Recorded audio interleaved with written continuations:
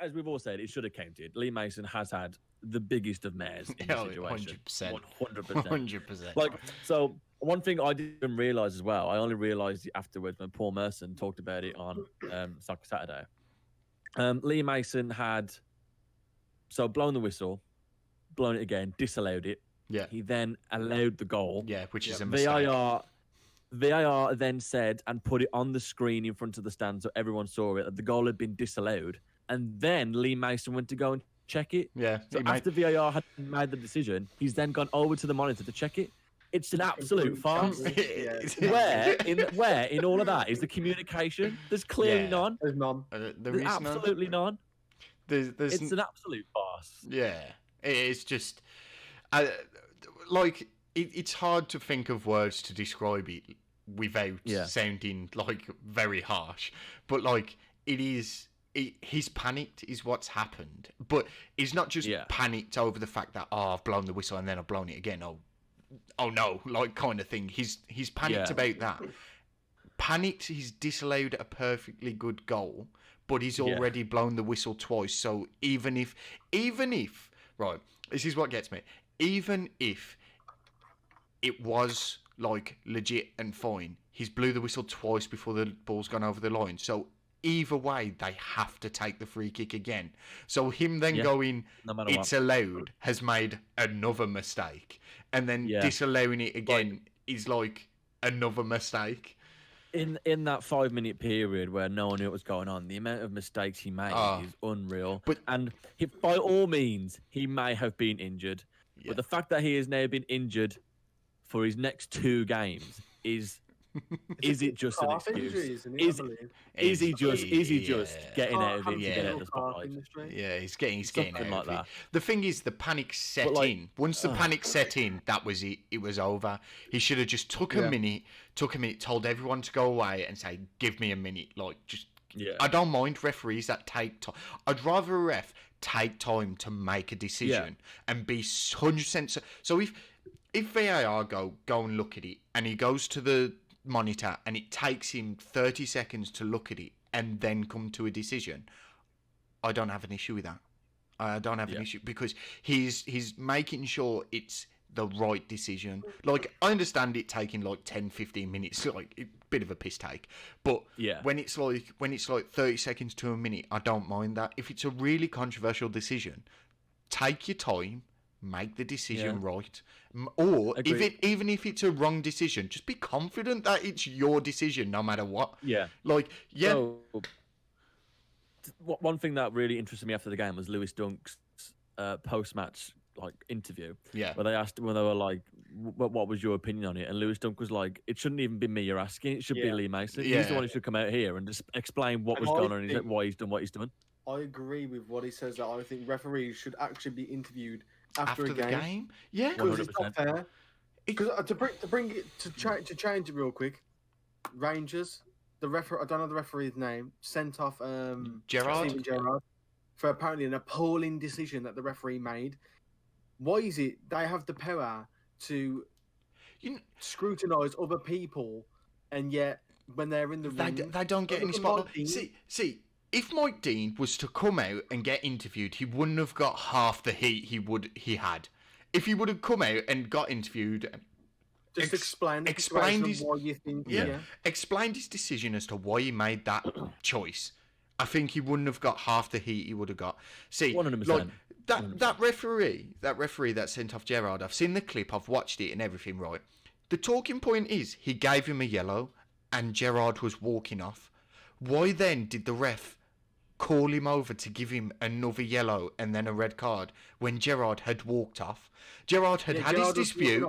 He's had his dispute. The ref goes, yellow card, and Gerrard goes, okay then, and just walks off. And like his coach walks over next to him and they're talking. The ref feels he was still talking as he was walking off. So what? It's not in your face. Exactly. He's allowed to moan to himself to the locker room. He can complain about a decision to his coaches perfectly. That's perfectly fine. If you're going to do that, you're going to have to send off every single fan that thinks you've made the wrong decision in the stadium. Exactly. Like, literally. That thinking was flawed. Yeah, give him a yellow card. He come up. He was aggressive with you. Like, it was proper in your face, like, about the decision and that.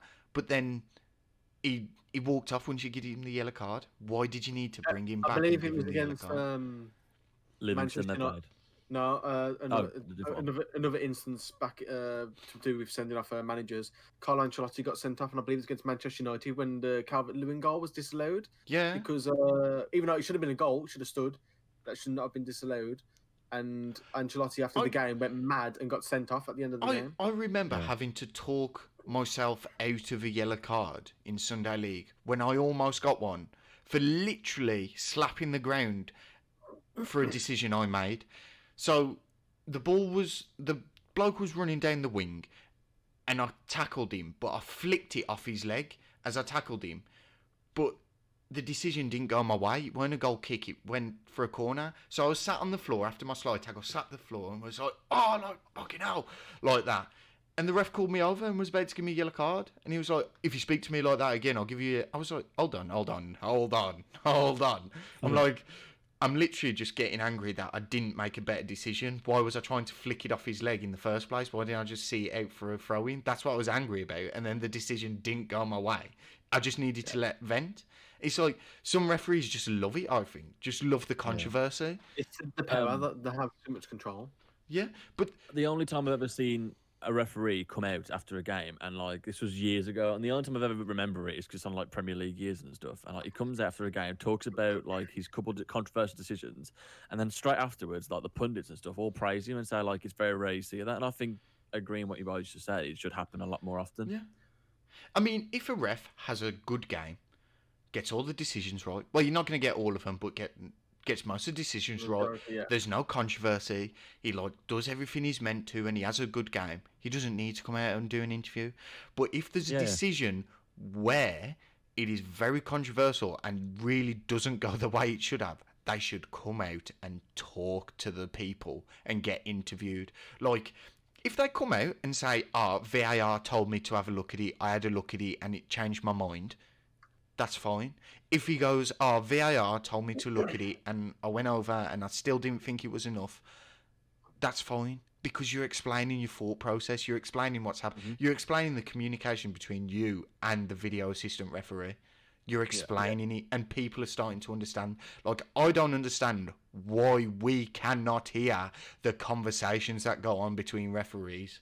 Why we can't hear that? Rugby has it, cricket has it. Why can't we hear it? Why we can't hear it? I do not know.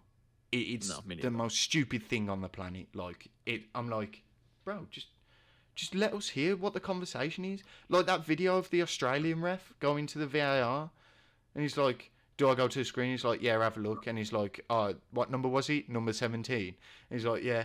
And he looks and he's like, "Oh yeah, definite red. I made the mistake." Walks over, blows him over, red card. But you hear the conversation between them, and it's like they, you know what I mean? They fully understand what they're doing. Yeah, I think it'll just give clarity to fans as well. 100%. Yeah, exactly. And obviously, a bit more sympathetic if a decision goes wrong or whatever, maybe. Yeah. To the last point we'll do about this game. The question I'll have is, and I think we'll all have the same answer for it as we move on, is: does the standard of refereeing in England at the moment need to be improved? Yes, 100%. 100%. There are some referees that are really, really good, and that's why they don't get noticed, because they are really good. They do their job. Like, you do your job. Like, if you do your job well, you're not going to get noticed really by the public, and that's what they're doing. They're doing the job really well, so they're not getting noticed. The ones that are in the public figure right now and in the public eye are the ones that are doing their job badly.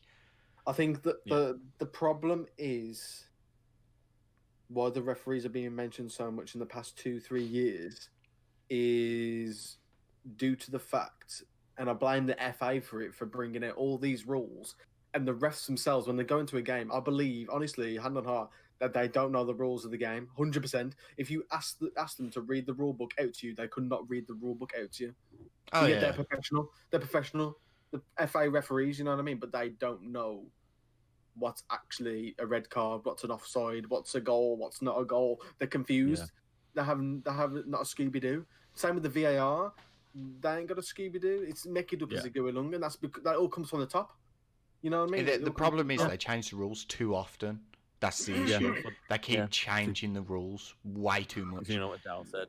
Yeah. Like what Dal said is like, especially like the handball rule that's been going on, the offside rule that's changed this season because of an incident with Man City and Aston Villa. Yeah. Like I agree. Like it is from the top down. Like there needs to be just like a bit more, like just have like take the summer and have an intense retraining program to make sure everyone knows what the rules are going to be. They may already do this, we don't know, but they need to get them all together, tell them what the rules are going to be, if there's going to be any rule changes, and just get a load of practice with VAR because that's also an issue. Yeah, just practice with it. So because. We can't carry on this conversation. We're gonna have to. We'll move on.